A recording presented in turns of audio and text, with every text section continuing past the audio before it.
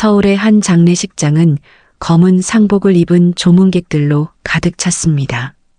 저는 남편의 영정사진 앞에 앉아 멍한 눈으로 조문객들을 맞이했습니다. 갑작스러운 교통사고로 세상을 떠난 남편 정호의 빈자리가 이제야 실감이 났습니다. 수많은 사람들이 다가와 위로의 말을 건넸고 저는 기계처럼 고개를 숙여 인사했습니다. 슬픔과 충격으로 하루하루가 흐릿하게 지나갔습니다. 장례식이 거의 끝나갈 무렵 장례식장 입구에서 소란스러운 기운이 느껴졌습니다. 뒤늦게 도착한 한 무리의 사람들이 들어섰습니다. 검은 정장을 차려입은 그들 사이에서 리더로 보이는 남성이 저의 시선을 사로잡았습니다. 그는 다른 이들과 달리 당당하게 걸어왔습니다. 고급스러운 수트에 단정히 빗어넘긴 머리카락, 그리고 굳게 담은 입술. 그러나 제 시선은 그의 왼쪽 귀 뒤에 고정되었습니다. 왼쪽 귀 뒤에 삼각형 모양으로 자리 잡은 세 개의 점. 숨이 멎는 듯 했습니다. 그것은 15년 전 해외 배낭여행을 떠났다 실종된 제 아들 태준이의 독특한 특징이었습니다. 의사는 그것을 선천성 색소 침착이라고 했습니다. 태준만의 특별한 표식이었습니다. 심장이 빠르게 뛰기 시작했고 다리에 힘이 풀렸습니다. 손이 떨렸습니다. 정장을 입은 그 남자는 명함을 직원에게 건네며 무언가 이야기했고 저는 그 명함을 슬쩍 볼 수 있었습니다. 윤태준, KS건설 CEO라고 적혀 있었습니다. 윤태준, 김태준, 성만 바뀌었을 뿐 그 모습은 실종된 제 아들과 너무나 닮아 있었습니다. 시간이 멈춘 듯 했습니다. 아들이 살아있다는 가능성에 숨이 막힐 듯한 기분이 들었습니다. 남편의 장례식장에서 죽은 줄 알았던 아들을 만났다니 기쁨인지 충격인지 구분할 수 없는 감정이 가슴을 옥죄었습니다. 우리 태준이 살아있는 거야? 속으로 중얼거렸습니다. 15년간 꿈에서도 그리던 아들의 얼굴을 이렇게 남편의 장례식장에서 마주하게 될 줄은 상상도 못했습니다. 저는 떨리는 다리로 조심스럽게 그에게 다가갔습니다. 그 남자 윤태준은 남편의 영정사진 앞에 머리를 숙이고 있었습니다. 제 심장은 마구 뛰었고 손은 식은 땀으로 축축했습니다. 혹시라도 착각이었다면 어쩌나 하는 두려움과 정말 아들이라면 어떻게 해야 할지 모르는 혼란이 뒤엉켜 있었습니다. 저 실례합니다. 제 남편과 어떤 관계셨나요? 저는 떨리는 목소리로 물었습니다. 윤태준은 고개를 돌려 저를 바라보았습니다. 가까이서 보니 더욱 확신이 들었습니다.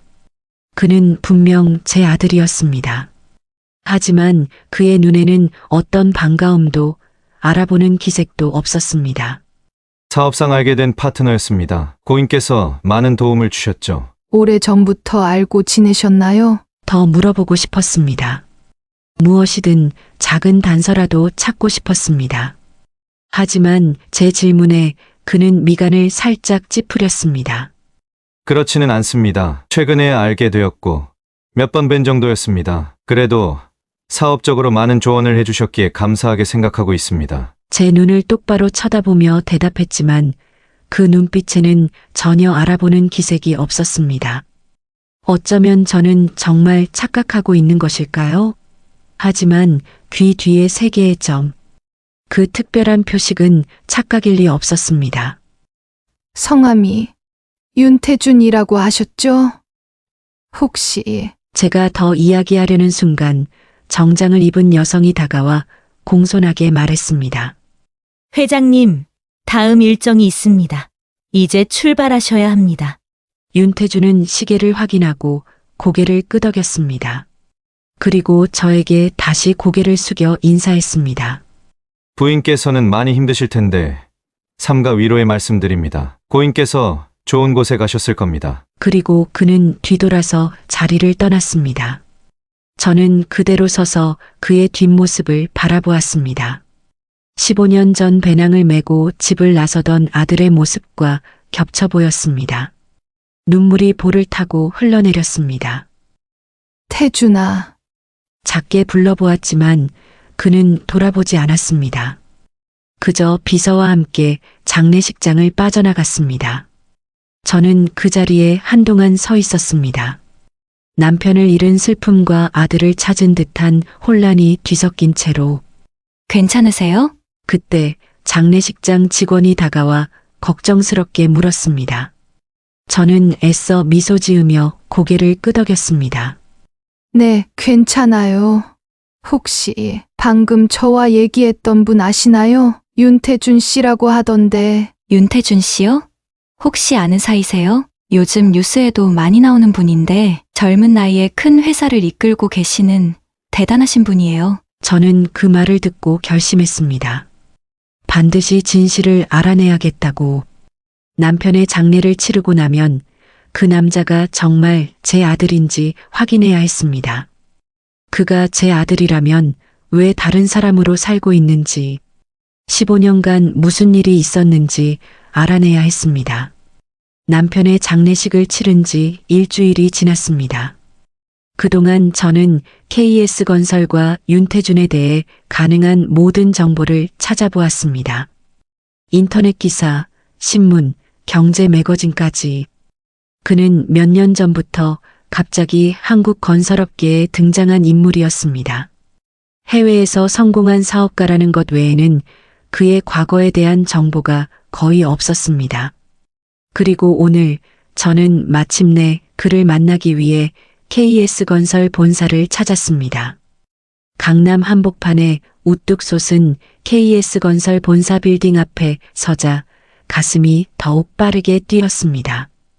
검은색 정장을 입고 머리를 단정하게 올린 채 최대한 자신감 있는 모습으로 보이려 했지만 손에 쥔 가방은 떨림을 감출 수 없었습니다. 유리문을 밀고 들어서자 현대적인 인테리어의 넓은 로비가 눈앞에 펼쳐졌습니다. 대리석 바닥, 높은 천장, 그리고 중앙에 우뚝 선 회사 로고. 모든 것이 화려하고 위압적으로 느껴졌습니다. 떨리는 다리로 안내 데스크로 향했습니다. 안녕하세요. 윤태준 회장님을 뵙고 싶은데요. 데스크에 앉아있던 젊은 여성 직원이 저를 위아래로 훑어보았습니다. 예약이 되어 있으신가요? 아니요. 하지만 매우 중요한 일로 뵙고 싶습니다. 저는 고 김정호 사장의 아내입니다. 제 말에 그녀의 표정이 살짝 부드러워졌습니다. 잠시만 기다려주세요. 그녀는 전화를 걸었고 잠시 후 다른 여성이 로비로 내려왔습니다. 검은색 정장을 입은 그녀는 윤태준의 비서임이 분명했습니다. 안녕하세요. 김정우 사장님 부인분이시죠? 저는 윤태준 회장님의 비서 강주희입니다. 네, 박미영입니다. 회장님을 잠시 뵐 수 있을까요? 비서는 공손하지만 단호한 표정으로 말했습니다. 정말 죄송합니다만 회장님은 오늘 모든 일정이 꽉 차 있습니다. 내일이나 다음 주에 예약을 도와드릴까요? 실망감이 밀려왔지만 포기할 수는 없었습니다.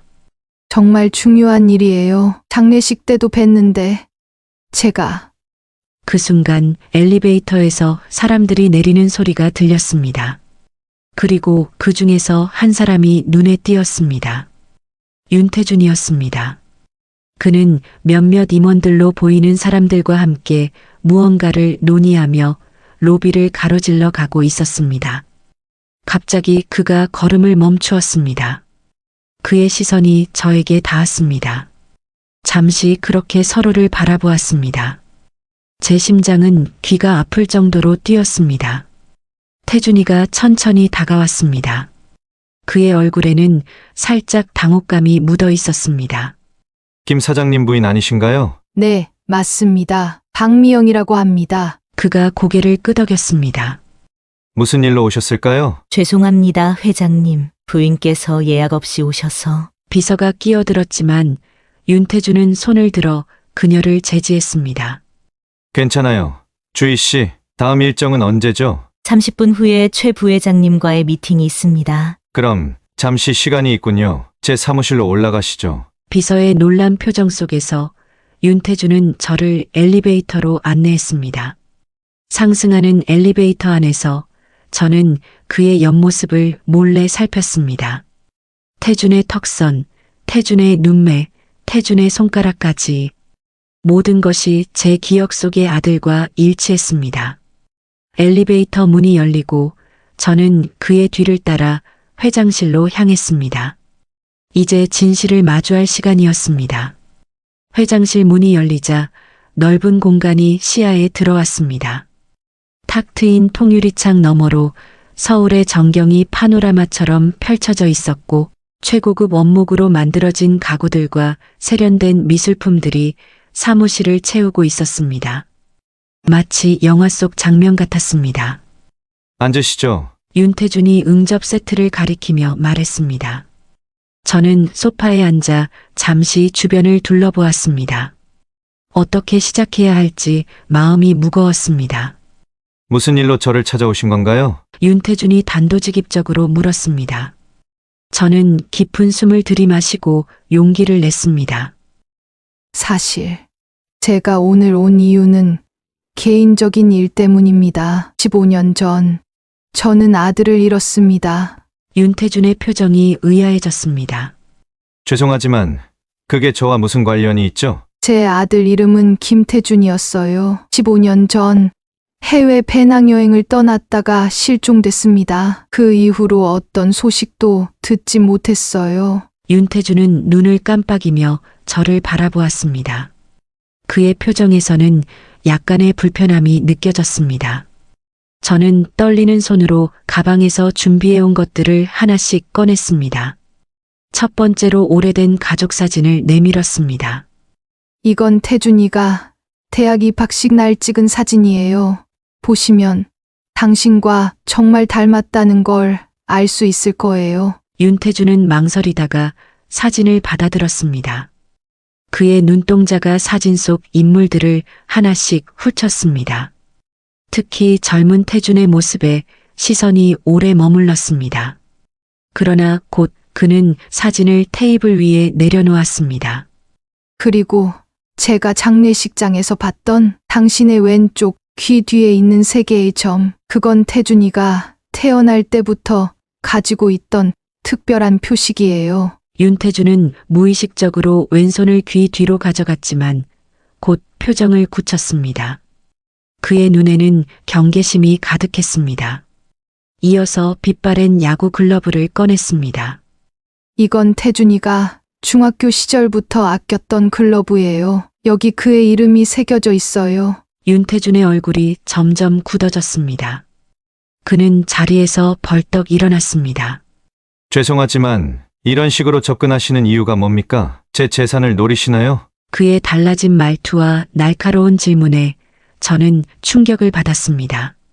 많은 사람들이 이런 식으로 접근합니다. 그가 차갑게 말했습니다.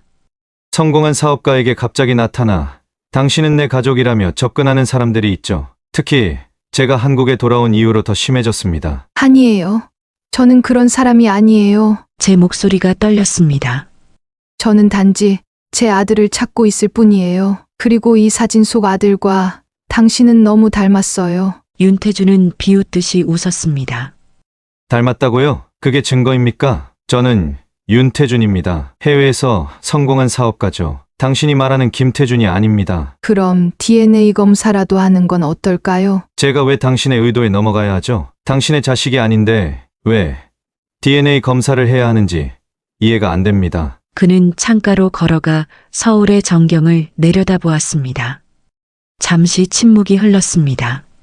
그가 다시 말을 이었습니다. 당신의 아들을 잃은 슬픔은 이해합니다. 하지만 저를 그 아들로 착각하시는 것 같네요. 저는 절망감에 가슴이 무너졌습니다. 하지만 포기할 수 없었습니다. 윤태준은 잠시 생각하더니 자리로 돌아와 앉았습니다. 그의 표정은 여전히 의심으로 가득했습니다. 제가 불편하게 해드렸다면 죄송합니다. 가족은 있으세요? 저는 자연스럽게 화제를 돌렸습니다. 어떻게든 더 얘기하고 싶었고 그의 모든 것을 알고 싶었습니다. 그 질문에 윤태준의 표정이 살짝 슬퍼졌습니다. 네. 아내와 7살 된 아들이 있습니다. 아이는 건강한가요? 윤태준의 얼굴이 갑자기 어두워졌습니다. 그는 잠시 입을 다물었다가 마치 무언가를 결심한 듯 말했습니다. 아들은 지금 많이 아픕니다. 간질환으로 부분 이식이 필요한 상태입니다. 그가 말했습니다. 문제는 저희 아들이 희귀 혈액형이라 그의 목소리가 흔들렸습니다. 혈액형이 어떻게 되나요? RH AB형입니다. 적합한 기증자를 찾기가 정말 어렵네요. RHAB형이요? 같은 혈액형이네요. 윤태준의 눈이 커졌습니다. 저는 말을 이어가며 용기를 내었습니다. 제가 이식 검사를 받아볼 수 있을까요? 윤태준은 깜짝 놀란 표정으로 저를 바라보았습니다. 그의 얼굴에 수많은 감정이 스쳐 지나갔습니다. 의심, 희망, 혼란, 경계심이 뒤섞여 있었습니다. 왜 그렇게까지 하시려는 겁니까? 그가 낮은 목소리로 물었습니다. 제게 뭔가를 얻기 위해서인가요? 아니에요. 그저 아픈 아이를 돕고 싶어서예요. 윤태준은 자리에서 일어나 창가로 걸어갔습니다. 그는 오랫동안 서울의 전경을 내려다보며 침묵했습니다. 그의 어깨가 무겁게 처져 있었습니다. 저는 여전히 당신을 의심합니다. 그가 마침내 입을 열었습니다. 갑자기 나타나서 제 아들이라고 주장하시고 이제는 장기까지 기증하겠다고 하시니 이해하실 거예요. 이건 너무 갑작스럽고 믿기 어려운 일입니다. 윤태준은 천천히 저를 향해 돌아섰습니다. 그의 눈빛이 날카로웠습니다. 가슴이 아팠지만 그의 의심을 이해할 수 있었습니다. 제 입장에서도 갑자기 나타난 낯선 사람을 완전히 신뢰하기는 어려울 테니까요. 윤태준 씨, 저는 당신에게 어떤 것도 요구하지 않을 거예요. 돈도 인정도 필요 없어요. 단지 검사를 받고 당신 아들을 도울 기회를 주세요. 그게 전부예요. 윤태준은 깊은 생각에 잠겨 있었습니다. 그의 표정에서 내적 갈등이 엿보였습니다. 한편으로는 의심을 떨쳐내지 못하고 다른 한편으로는 아들을 위한 희망을 포기할 수 없는 듯 했습니다. 마침내 그가 깊은 한숨을 내쉬었습니다. 아들을 위해서라면 그가 중얼거렸습니다. 그리고 저를 똑바로 쳐다보며 단호하게 말했습니다. 하지만 이것이 무슨 함정이라면 법적 조치를 취할 겁니다. 우선 적합성 검사부터 시작해야 합니다. 그가 실무적인 목소리로 말했습니다. 지금 당장 병원에 연락해서 예약을 잡겠습니다. 윤태준은 책상으로 돌아와 전화를 들었습니다. 그가 병원 측과 대화하는 동안 저는 조용히 앉아 있었습니다. 가슴 속에서는 두려움과 희망이 교차했습니다. 제가 기증자로 적합하다면 태준이의 아들, 제 손자를 살릴 수 있는 기회였습니다. 전화를 끊은 윤태준이 저를 바라보았습니다. 내일 오전 9시 서울대학병원 이식센터로 오시면 됩니다. 제가 모든 절차를 준비해 놓겠습니다. 감사합니다. 윤태준은 여전히 경계하는 눈빛이었지만 이전보다는 조금 누그러져 있었습니다. 우리의 대화는 그렇게 끝났습니다. 윤태준은 저를 사무실 문까지 배웅했고 우리는 다음 날 병원에서 만나기로 약속했습니다. 엘리베이터를 타고 내려오면서 저는 마음속으로 기도했습니다. 제가 그 아이를 도울 수 있기를, 그리고 이 기회를 통해 제 아들과 다시 연결될 수 있기를. 다음 날 아침 서울대학병원 앞에 도착했습니다. 병원 로비에 들어서자 윤태준이 이미 저를 기다리고 있었습니다. 안녕하세요. 박미영 씨. 그가 공식적인 말투로 인사했습니다. 우리는 함께 엘리베이터를 타고 이식센터 층으로 올라갔습니다. 엘리베이터 안에서는 불편한 침묵이 흘렀습니다. 윤태준의 표정은 여전히 경계심으로 가득했지만 그 속에 걱정과 불안도 엿보였습니다. 아픈 아들을 둔 아버지의 심정이 느껴졌습니다. 이식센터에 도착하자 우리는 곧바로 담당 의사에게 안내받았습니다. 김민우 교수라는 남성이 우리를 맞이했습니다. 안녕하세요. 윤 회장님. 그리고 박미영 님이시죠? 저는 이식외과 김민우 교수입니다. 의사의 사무실에 들어가 자리에 앉았습니다. 김 교수는 우선 재개관 이식 기증에 관한 기본적인 정보와 절차를 설명했습니다.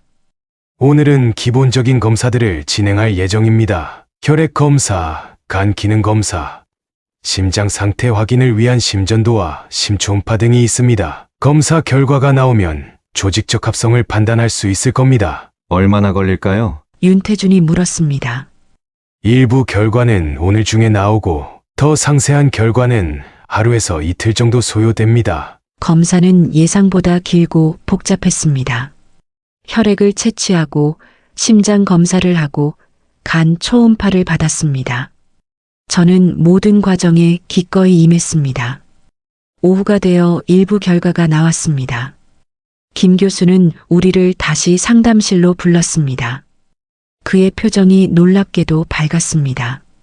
놀라운 결과가 나왔습니다. 박미영 님의 초기 검사 결과 기증자로서의 적합성이 매우 높게 나타났습니다. 혈액형은 물론이고 HLA 항원 일치도가 매우 높습니다. 그게 무슨 뜻인가요? HLA는 인체의 면역 시스템과 관련된 유전자입니다. 보통 부모와 자녀 사이에서도 절반 정도만 일치하는데 윤태진님 아들인 우진이와 놀라울 정도로 일치합니다. 이는 이식 성공률을 크게 높일 수 있는 요소입니다. 윤태준의 눈이 커졌습니다.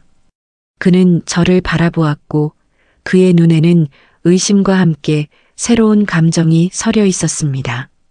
이렇게 높은 일치도는 흔치 않은 일인가요? 윤태준이 조심스럽게 물었습니다. 네. 특히 혈연 관계가 없는 사람들 사이에서는 매우 드문 일입니다. 김 교수가 대답했습니다. 하지만 김 교수의 표정이 갑자기 심각해졌습니다. 그러나 한 가지 우려되는 점이 있습니다. 김 교수가 차트를 넘기며 말했습니다. 박미영님의 심장 검사 결과에서 약간의 이상이 발견됐습니다. 심전도 검사에서 불규칙한 이름이 나타났고 심초음파에서도 경미한 심장 비대 소견이 있습니다. 그게 무슨 의미인가요? 김 교수는 깊은 숨을 들이마셨습니다. 미영님의 나이와 심장 상태를 고려하면 간 일부를 기증하는 수술은 생명을 위협할 수 있습니다. 간 이식 수술은 건강한 사람에게도 큰 부담을 주는 수술입니다. 현재 심장 상태로는 수술 중이나 수술 후 합병증 위험이 상당히 높습니다. 그 말을 듣자 윤태준의 표정이 급격히 변했습니다. 그는 자리에서 벌떡 일어났습니다. 그럼 안 됩니다. 잠시만요. 얼마나 위험한지 더 자세히 알려주세요. 김 교수는 눈을 깜빡이며 대답했습니다. 정확한 확률을 말씀드리기는 어렵지만 일반적인 기증자보다 합병증 발생 가능성이 두세 배 높다고 보시면 됩니다. 최악의 경우 사망에 이를 수도 있습니다. 방 안에 무거운 침묵이 내려앉았습니다. 윤태준이 다시 입을 열었습니다. 이 정도 위험이라면 절대 받아들일 수 없습니다. 다른 기증자를 찾아보겠습니다. 하지만 이보다 적합한 기증자를 찾기가 쉽지 않을 거예요. 김 교수가 말을 이어갔습니다. 특히 이렇게 높은 일치도를 가진 기증자는 그래도 안 됩니다. 윤태준이 단호하게 말했습니다. 다른 분의 생명을 위험에 빠뜨리면서까지 도움을 받을 수는 없어요. 김 교수는 우리를 번갈아 바라보다가 자리에서 일어났습니다. 두 분이 충분히 상의하실 수 있도록 잠시 자리를 비우겠습니다. 어떤 결정을 내리든 우진이에게 최선의 선택이 되길 바랍니다. 김 교수가 나가고 방 안에는 윤태준과 저만 남았습니다. 저는 그를 똑바로 바라보며 말했습니다. 당신 아들을 살릴 수 있다면 저는 도전하고 싶어요. 윤태준은 혼란스러운 표정으로 저를 보았습니다. 왜 그렇게까지 하시려는 겁니까? 저는 당신이 제 어머니라는 말을 믿지 않습니다. 그런데 왜 목숨까지 걸면서 제가 당신의 어머니가 아니더라도 도울 수 있는 사람이 있다면 돕는 게 맞다고 생각해요. 이제 자라나는 아이잖아요. 저는 살 만큼 살았고요. 윤태준은 천천히 돌아섰습니다. 그의 눈에는 복잡한 감정이 어려 있었습니다. 하지만 그렇다고 해도 당신의 생명을 위험에 빠뜨릴 수는 없습니다. 저는 일어나 그에게 다가갔습니다.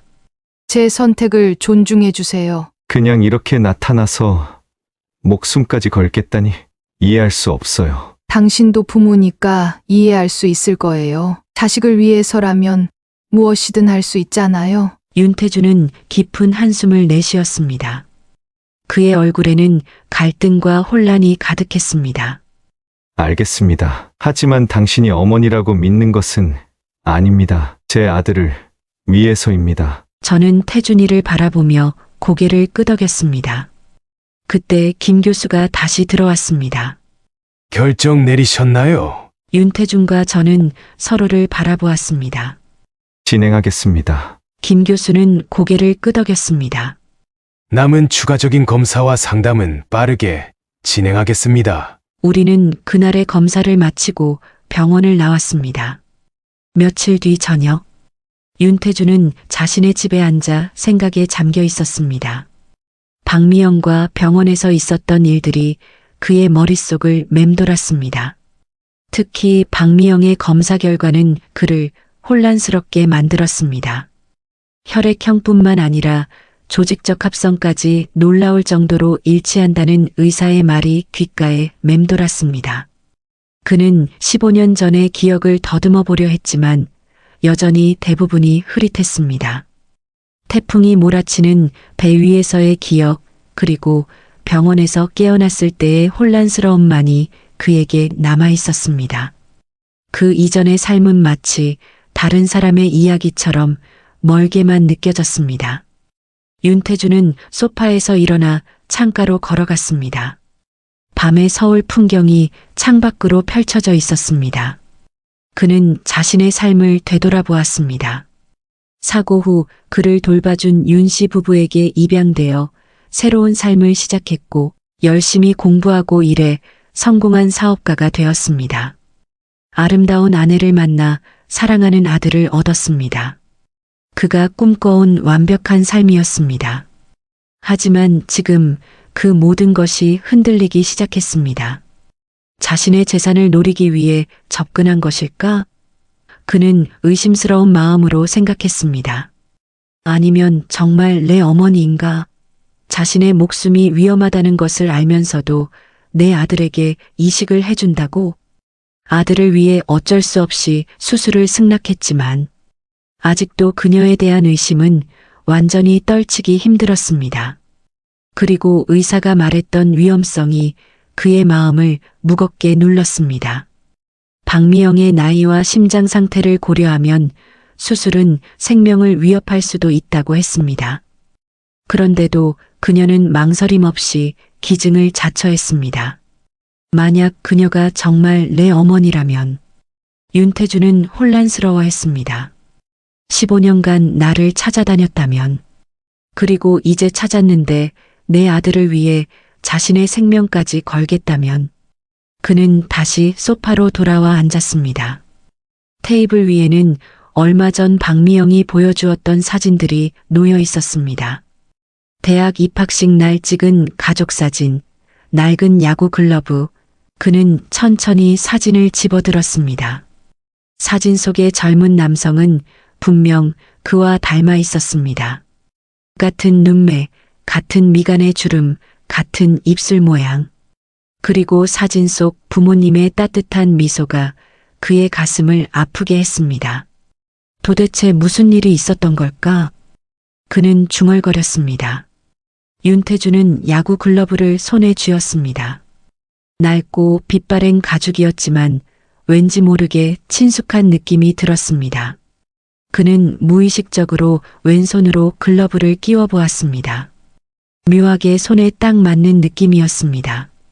그때 2층에서 작은 기침 소리가 들렸습니다.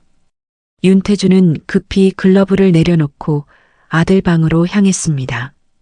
우진은 침대에 누워 있었고 그의 얼굴은 평소보다 더 창백해 보였습니다. 아빠, 우진이 작은 목소리로 불렀습니다. 우진아, 괜찮아? 윤태준이 아들의 이마에 손을 얹으며 물었습니다. 지난번에 병원에 온 아주머니 누구세요? 윤태준은 잠시 망설였습니다. 아빠를 도와주려는 좋은 분이야. 윤태준의 눈에 눈물이 고였습니다. 우진이를 재운 후 윤태준은 다시 거실로 내려왔습니다. 그의 마음속에는 여전히 의심과 혼란이 가득했습니다. 박미영이 정말 그의 어머니라면 그것은 그의 모든 정체성을 뒤흔들 일이었습니다. 그리고 만약 아니라면 무언가 위험한 계략이 있는 것이 분명했습니다. 그는 결심했습니다. 윤태준은 휴대폰을 꺼내 연락처를 찾아보았습니다. 그가 신뢰하는 유전자 검사 전문가였습니다.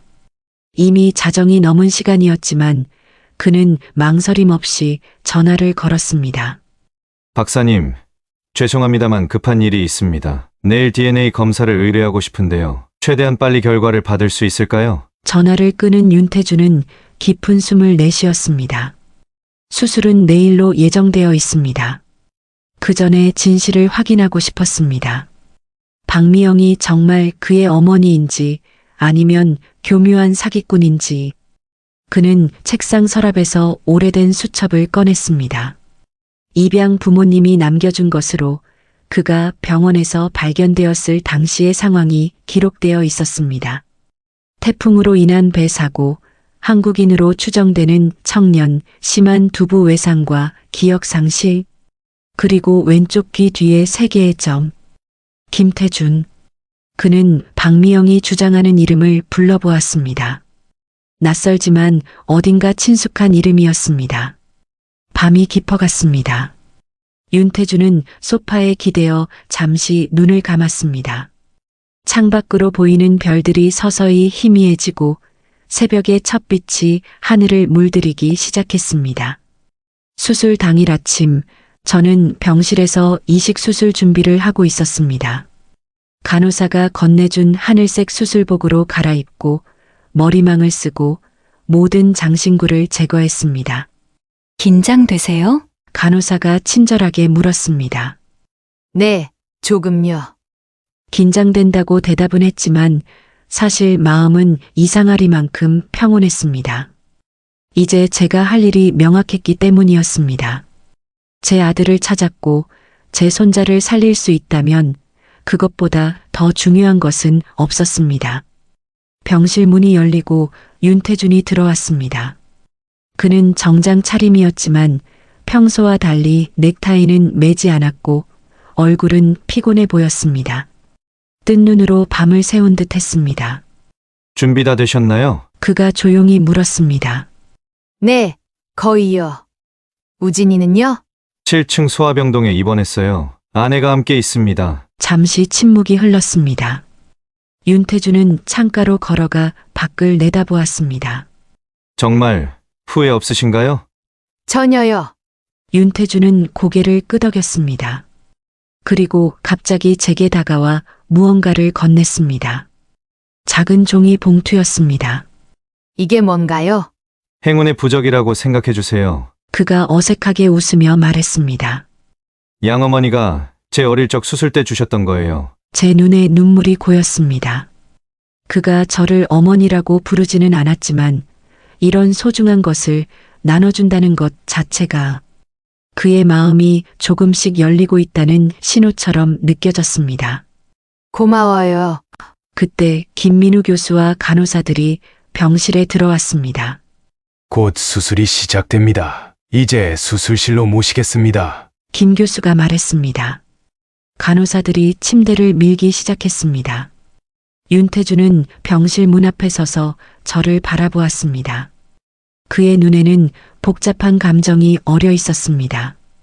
침대가 복도를 지나 엘리베이터로 향하는 동안 저는 윤태준이 몰래 제 베개 밑에서 무언가를 집어드는 것을 보았습니다. 머리카락 몇 가닥이었습니다. 그는 빠르게 그것을 작은 비닐 봉투에 넣어 주머니에 넣었습니다. DNA 검사를 위한 샘플이었을 겁니다. 저는 그의 행동에 안심이 되었습니다. 곧 그는 진실을 알게 될 겁니다. 수술실로 이동하는 동안 저는 마음속으로 기도했습니다. 여보, 보고 있나요? 우리 아들을 찾았어요. 그리고 이제 우리 손자를 살릴 거예요. 수술실은 차갑고 밝았습니다. 간호사들이 저를 수술대로 옮기고 마취 전문의가 다가왔습니다. 의식이 서서히 흐려지기 시작했습니다. 그 사이 윤태주는 병원 복도를 빠르게 걸었습니다. 손에는 방금 채취한 머리카락 샘플이 들어있는 봉투가 있었습니다. 그는 병원 로비를 지나 주차장으로 향했습니다. 그곳에는 이미 그가 신뢰하는 유전자 검사 전문가가 기다리고 있었습니다. 윤태준이 봉투를 건넸습니다. 바로 검사하겠습니다. 신속 검사로 2시간 내에 결과를 받으실 수 있습니다. 전문가가 떠난 후 윤태준은 다시 병원으로 돌아왔습니다. 수술은 이미 시작되었습니다. 그는 7층 대기실에 앉아 초조하게 시간을 보냈습니다. 그의 마음은 복잡했습니다. 한편으로는 DNA 검사 결과가 나오기를 기다리고 다른 한편으로는 수술이 무사히 진행되기를 바랐습니다. 아내 유나가 커피를 들고 대기실로 왔습니다.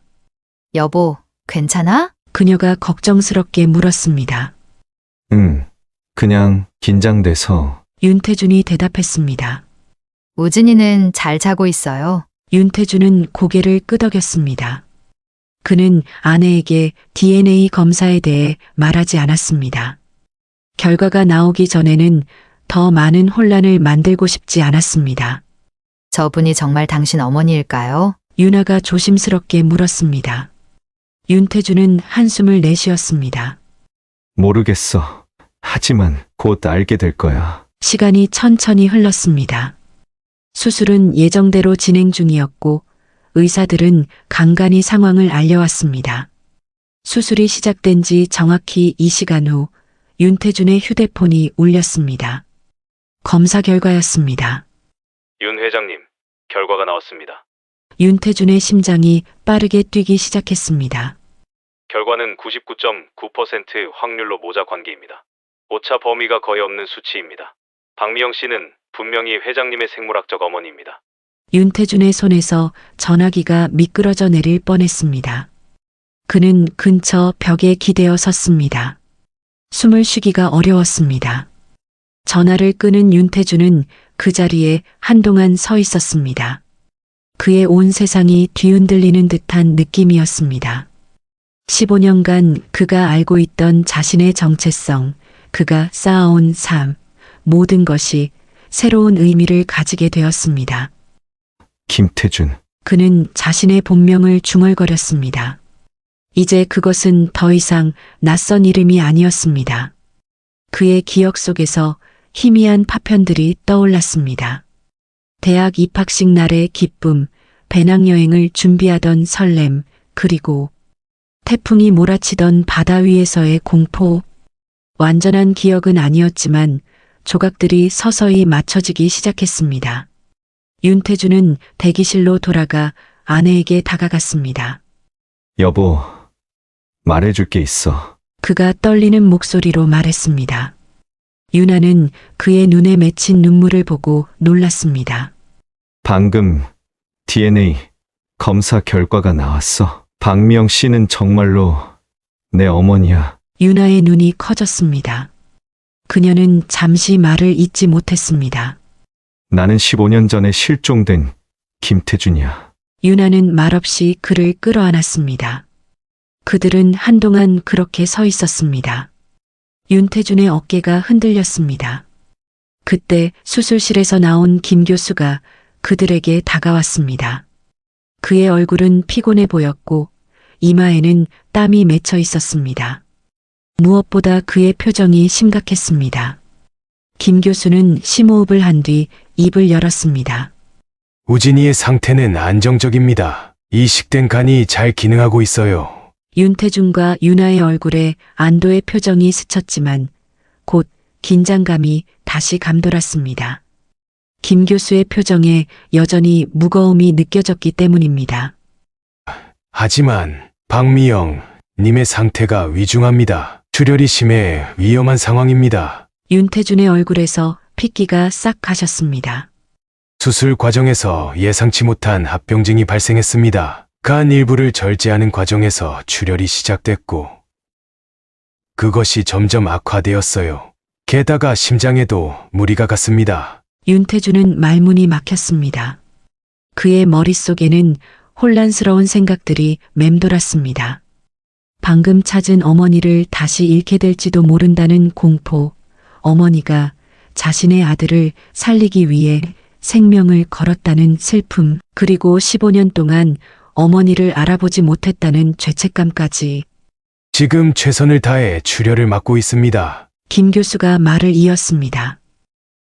하지만 솔직히 말씀드리자면 상황이 매우 좋지 않습니다. 다음 1시간이 고비가 될 것 같습니다. 윤태주는 벽에 기대어 섰습니다. 다리에 힘이 빠지는 것 같았습니다. 김 교수는 그들을 격려하는 말을 더하고 싶었지만 호출기가 울렸습니다. 그는 황급히 수술실로 돌아갔습니다. 윤태주는 의자에 천천히 앉았습니다. 아내가 옆에서 그의 등을 토닥였지만 그는 마치 다른 세계에 있는 것처럼 무반응이었습니다. 그의 눈에는 눈물이 고여 있었습니다. 시간은 너무나 천천히 흘러갔습니다. 매분, 매초가 영원처럼 느껴졌습니다. 그는 어머니의 얼굴을 떠올렸습니다. 장례식장에서 처음 봤을 때의 그 놀란 표정, 회사에서 만났을 때의 간절함, 그리고 병원에서 검사를 받을 때의 결연한 의지. 모든 것이 이제야 이해가 되었습니다. 그녀의 모든 행동은 잃어버린 아들을 찾고 그 아들의 행복을 지키기 위한 것이었습니다. 엄마, 윤태주는 무의식적으로 중얼거렸습니다. 15년 만에 처음으로 그 단어가 그의 입에서 나왔습니다. 대기실의 문이 열리고 간호사가 들어왔습니다. 윤 회장님, 우진이가 회복실에서 깨어났습니다. 상태가 안정적이에요. 윤아는 기쁨에 찬 표정으로 일어났습니다. 윤아는 윤태준을 바라보고 같이 가자는 눈빛을 보냈지만 태준은 잠시 고민했습니다. 물론 아들이 걱정되었지만 지금 그의 마음은 수술실 안에 있는 어머니에게 더 가 있었습니다. 당신이 먼저 가봐. 난 여기서 기다릴게. 윤아는 이해한다는 듯 고개를 끄덕이고 간호사를 따라 나갔습니다. 혼자 남은 윤태주는 수술실 문을 바라보며 깊은 생각에 잠겼습니다. 그의 눈은 계속해서 시계를 향했습니다. 이미 1시간이 지났지만 아직 소식이 없었습니다. 마침내 수술실 문이 열렸습니다. 김 교수가 지친 표정으로 나왔습니다. 윤태주는 급히 다가갔습니다. 어떻게 됐습니까? 그의 목소리는 거의 속삭임에 가까웠습니다. 김 교수의 표정은 여전히 무거웠습니다. 출혈은 일단 멈췄습니다. 하지만 상태가 여전히 불안정해요. 심장에 무리가 많이 갔고 혈압도 낮습니다. 살 수 있을까요? 윤태주는 떨리는 목소리로 물었습니다. 지금으로서는 확실한 말씀을 드리기 어렵습니다. 윤태준의 눈에서 눈물이 흘러내렸습니다. 그는 더 이상 감정을 억누를 수 없었습니다. 제발 엄마를 살려주세요. 그가 흐느끼며 중얼거렸습니다.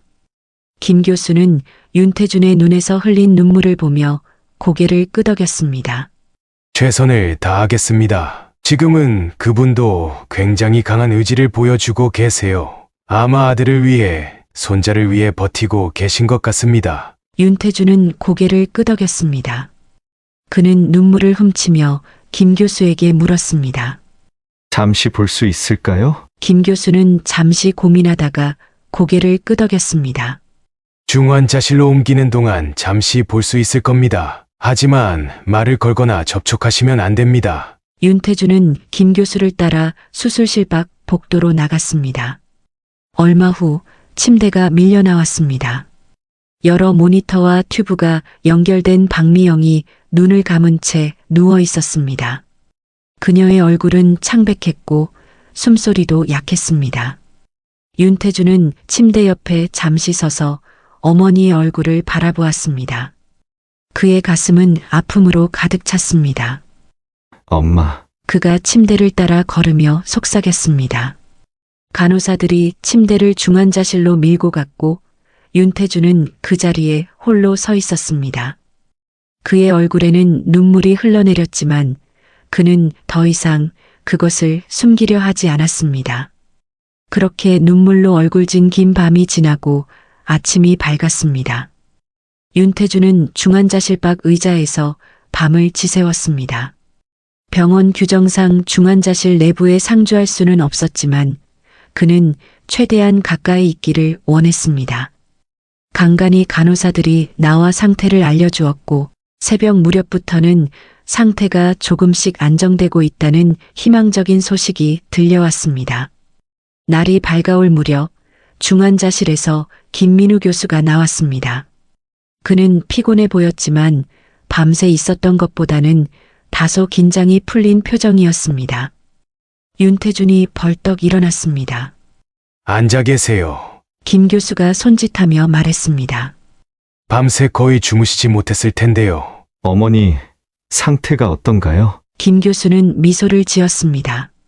상태가 많이 호전되고 있습니다. 혈압이 안정되었고 심장 기능도 회복되고 있어요. 아직 안심할 단계는 아니지만 고비는 넘긴 것 같습니다. 윤태준의 얼굴에 안도의 미소가 번졌습니다.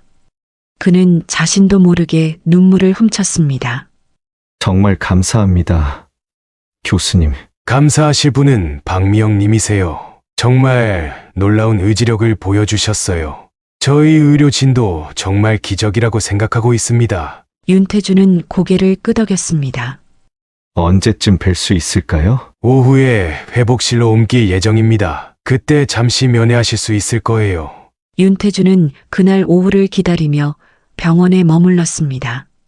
그는 우진이의 병실과 중환자실을 오가며 시간을 보냈습니다. 우진이는 놀랍도록 빠르게 회복되고 있었고 이미 침대에 앉아 가볍게 식사까지 할 수 있었습니다. 오후 3시경 간호사가 윤태준을 찾아왔습니다. 윤 회장님, 박미영 님이 회복실로 이동하셨습니다. 지금 면회하실 수 있어요. 윤태준은 가슴이 두근거리는 느낌으로 회복실로 향했습니다. 문 앞에서 잠시 멈춰 깊은 숨을 들이마셨습니다. 지난 며칠간 그의 인생은 완전히 뒤바뀌었습니다. 15년간 잃어버렸던 정체성을 되찾았고 그와 함께 어머니도 다시 찾았습니다. 회복실은 조용했습니다. 몇 개의 병상이 있었지만 커튼으로 구분되어 있어 프라이버시가 보장되었습니다. 간호사는 윤태준을 박미영이 있는 병상으로 안내했습니다. 면회 시간은 15분입니다. 환자가 피로해하시면 바로 나가주세요. 간호사가 주의를 주었습니다. 윤태준은 고개를 끄덕이고 커튼 안으로 들어갔습니다. 병상에는 박미영이 누워 있었습니다. 그녀의 얼굴은 여전히 창백했고 여러 기계와 튜브가 연결되어 있었지만 호흡은 안정적이었습니다. 윤태준은 조용히 그녀 옆에 의자에 앉았습니다. 그는 조심스럽게 어머니의 손을 잡았습니다. 그 손은 차갑고 약했지만 여전히 생명력이 느껴졌습니다. 윤태준은 그 손을 가만히 쥐고 있었습니다. 그의 마음은 복잡한 감정으로 가득했습니다. 기쁨, 후회, 안도, 그리고 깊은 감사. 윤태준은 말없이 어머니의 손을 잡은 채 그녀의 얼굴을 바라보았습니다. 그는 어머니의 얼굴에서 자신의 모습을 찾을 수 있었습니다. 같은 눈매, 같은 콧날, 그리고 무엇보다 그 의지의 표정까지. 갑자기 미영의 손가락이 미세하게 움직였습니다. 윤태준은 깜짝 놀라 어머니의 얼굴을 주시했습니다. 미영의 눈꺼풀이 천천히 떨리더니 마침내 눈을 떴습니다. 처음에는 초점이 없는 눈빛이었지만 곧 윤태준에게 시선이 고정되었습니다. 윤태준의 눈에서 눈물이 쏟아졌습니다. 어머니, 감사합니다. 그가 떨리는 목소리로 말했습니다. 처음으로 그는 박미영을 어머니라고 불렀습니다. 미영의 눈에도 눈물이 고였습니다. 그녀는 작은 미소를 지었습니다. 내 아들. 그녀가 겨우 속삭였습니다. 윤태주는 어머니의 손을 더 단단히 잡았습니다. 네, 어머니, 저 김태준이에요. 미영은 천천히 고개를 끄덕였습니다. 그녀의 눈에는 말로 표현할 수 없는 기쁨이 어려 있었습니다. 우진이는 어떻게? 그녀가 물었습니다. 잘 지내고 있어요. 회복이 정말 빨라요. 미영의 입가에 안도의 미소가 번졌습니다. 다행이구나. 그 아이가 건강하면 돼. 어머니, 덕분이에요. 어머니가 손자를 살렸어요. 그리고 저도 찾아주셨어요. 미영은 떨리는 손을 들어 윤태준의 얼굴을 쓰다듬었습니다. 그녀의 눈에 눈물이 가득 고였습니다. 15년 동안 매일 기도했단다. 내가 어딘가에 살아있길, 그리고 우리가 다시 만날 수 있길. 윤태준은 어머니의 손을 자신의 뺨에 가져다 대었습니다. 그의 눈물이 그 손을 적셨습니다. 죄송해요. 어머니, 기억하지 못해서, 알아보지 못해서. 그건 내 잘못이 아니야. 미영이 부드럽게 말했습니다. 중요한 건 지금 우리가 다시 만났다는 거야. 두 사람은 한동안 말없이 서로를 바라보았습니다. 15년의 시간이 한순간에 녹아내리는 듯 했습니다. 비록 윤태준의 기억은 아직 완전하지 않았지만 그의 가슴은 이미 진실을 알고 있었습니다. 그는 김태준이었고 박미영은 그의 어머니였습니다. 15년 만에 진정한 재회의 순간이었습니다. 그때 문이 열리고 김 교수가 들어왔습니다. 그는 눈물을 훔치는 두 사람을 보고 따뜻한 미소를 지었습니다. 이것이 바로 의학에서 말하는 기적입니다. 박미영님의 회복 속도가 놀랍습니다. 지금 보이시는 회복 속도라면 예상보다 훨씬 빨리 회복하실 수 있을 거예요. 김 교수는 미영의 상태를 체크한 후 다시 말했습니다. 이제 환자가 쉬셔야 합니다. 나중에 다시 면회하실 수 있어요. 윤태준은 고개를 끄덕였습니다. 그는 어머니의 손을 한 번 더 꼭 잡았습니다. 그리고 어머니의 이마에 부드럽게 입맞춤을 했습니다. 회복실을 나온 윤태준은 복도에서 기다리고 있던 유나를 만났습니다. 그녀의 얼굴에는 걱정과 기대가 뒤섞여 있었습니다. 윤태준은 아내를 향해 밝게 미소 지었습니다. 그의 눈에는 여전히 눈물이 맺혀 있었지만 이제 그것은 슬픔의 눈물이 아니었습니다. 어머니가 깨어나셨어. 유나는 기쁨에 찬 표정으로 남편을 끌어안았습니다. 여보, 고마워. 윤태준이 속삭였습니다. 이 모든 상황에서 날 이해해줘서. 당연하지. 우리는 가족이잖아. 유나가 대답했습니다. 그렇게 수술한 지 이틀이 지났습니다. 저는 놀라운 속도로 회복되고 있었고 이미 일반 병실로 옮겨진 상태였습니다. 의사들도 제 회복 속도에 놀라워했지만 저는 그것이 아들을 다시 찾았다는 기쁨 때문이라고 생각했습니다. 마음의 상처가 치유되자 몸도 따라 회복되는 것 같았습니다. 오후 햇살이 병실 창문으로 따스하게 비쳐들었습니다. 태준이 꽃다발을 들고 병실에 찾아왔습니다. 그는 이제 윤태준이 아닌 김태준으로 스스로를 인식하기 시작했지만 여전히 주변 사람들에게는 윤태준으로 불리고 있었습니다. 법적인 절차는 나중에 천천히 밟기로 했습니다. 어머니, 오늘은 좀 어떠세요? 태준이 꽃병에 물을 채우며 물었습니다. 많이 좋아졌어. 제가 미소 지으며 대답했습니다.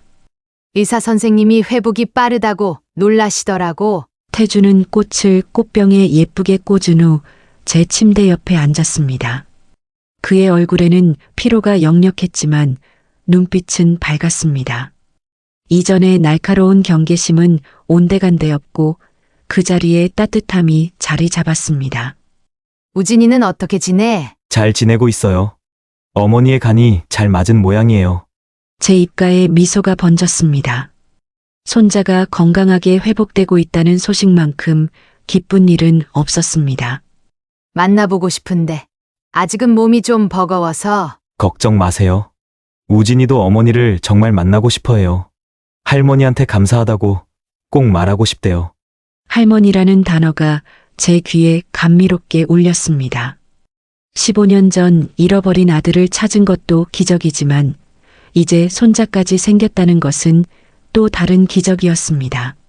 잠시 침묵이 흘렀습니다. 태주는 창밖을 바라보며 무언가 생각에 잠긴 듯 했습니다. 그의 표정에 복잡한 감정이 스쳐 지나갔습니다. 한 가지 궁금한 게 있어요.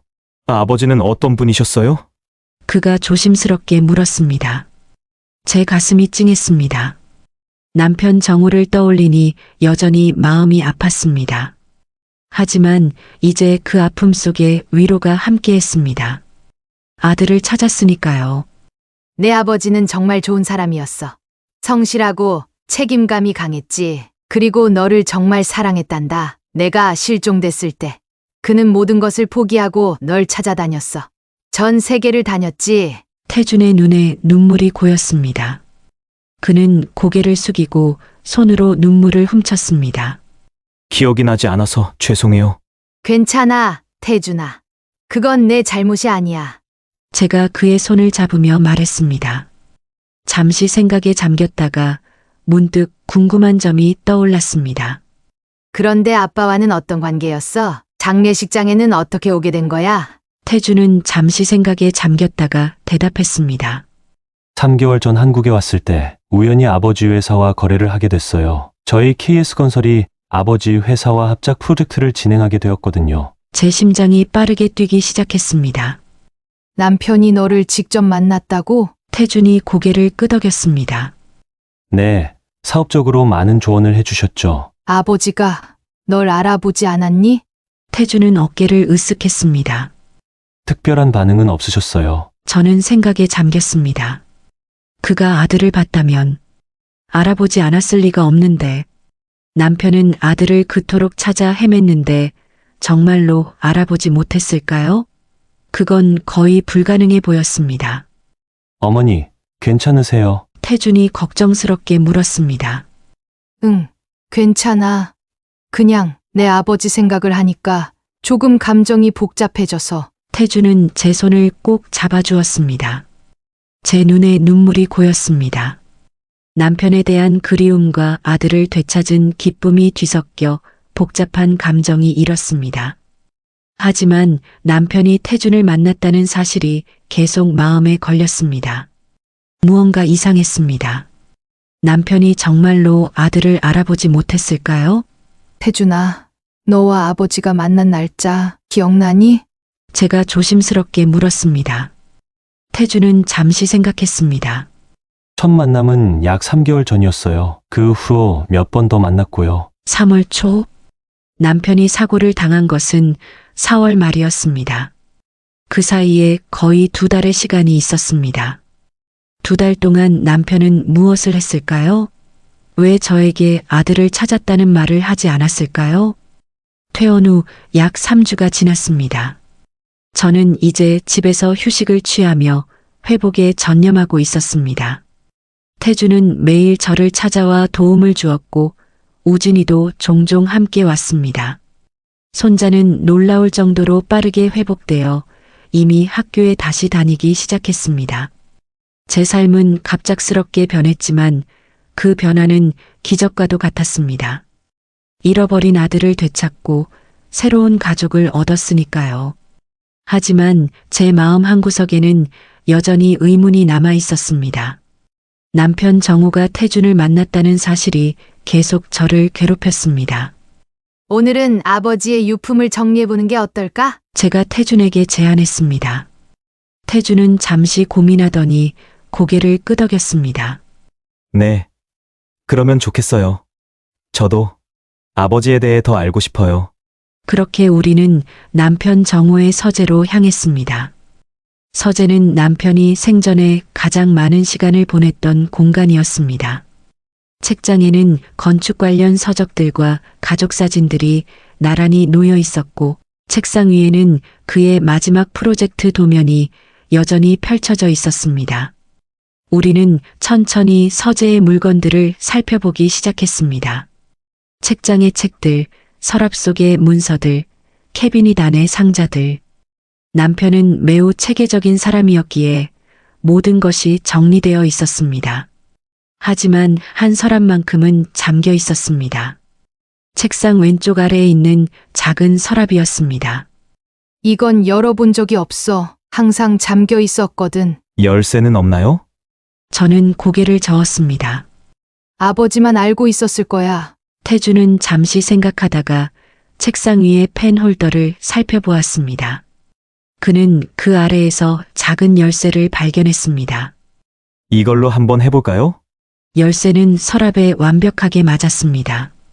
서랍이 열리자 그 안에는 가죽 표지의 다이어리 한 권이 들어 있었습니다. 남편의 이름이 금박으로 새겨진 다이어리였습니다. 태준이 조심스럽게 그것을 꺼냈습니다. 우리는 함께 소파에 앉아 다이어리를 펼쳤습니다.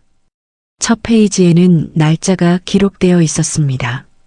그것은 태준이 실종된 날로부터 시작되어 있었습니다. 아버지가 15년 동안 일기를 썼구나. 우리는 천천히 페이지를 넘겼습니다.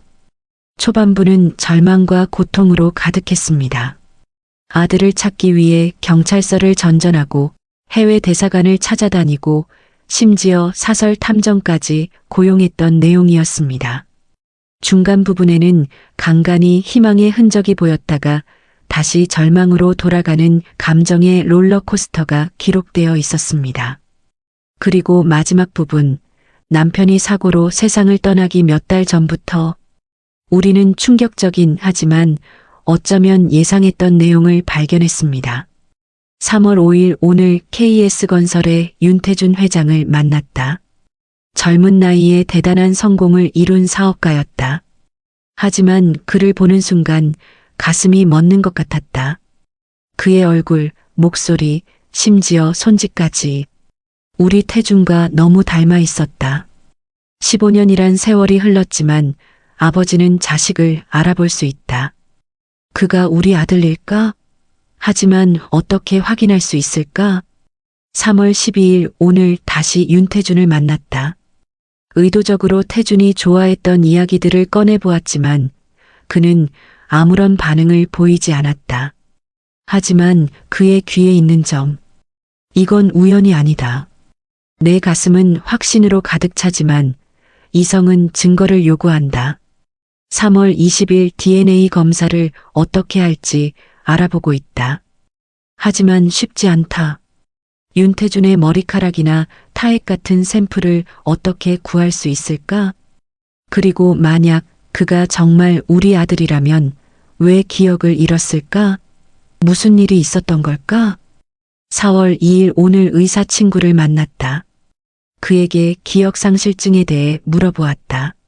심한 외상이나 충격으로 장기 기억상실이 가능하다고 한다. 특히 배에서 사고가 났다면 산소 부족으로 인한 뇌 손상이 있었을 수도 있다고. 윤태준이 정말 우리 태준이라면 그는 자신의 과거를 전혀 기억하지 못하는 것 같다. 4월 15일 드디어 방법을 찾았다. 다음 주 회의에서 윤태준과 함께 식사를 할 예정이다. 그때 그의 컵이나 수저를 확보해 검사할 계획이다. 미영에게는 아직 말하지 않았다. 확실한 증거가 있기 전에 그녀에게 헛된 희망을 주고 싶지 않다. 그리고 마지막 페이지, 정우가 사고로 세상을 떠나기 하루 전에 쓴 것이었습니다. 4월 29일 미영아, 기적 같은 일이 일어났어. 우리 아들 태준이 살아있어. 믿기지 않겠지만 내가 직접 만났어. 그는 나를 알아보지 못했어. 태준이가 우리 아들임이 확실해지면 우리 셋 다시 가족이 될 수 있을 거야. 내일 검사 결과가 나오면 바로 너에게 말할게. 조금만 기다려 미영아. 마지막 문장을 읽자 제 눈에서 눈물이 쏟아졌습니다. 남편은 알고 있었습니다. 그는 아들을 찾았지만 확실한 증거를 갖기 전에 저에게 말하지 않았던 것입니다. 그리고 그 증거를 확보하기 직전에 갑작스러운 사고로 세상을 떠났습니다. 아버지가 알고 계셨군요. 태준의 목소리가 떨렸습니다. 그의 얼굴에도 눈물이 흘러내렸습니다. 저도 눈물이 흘렀습니다.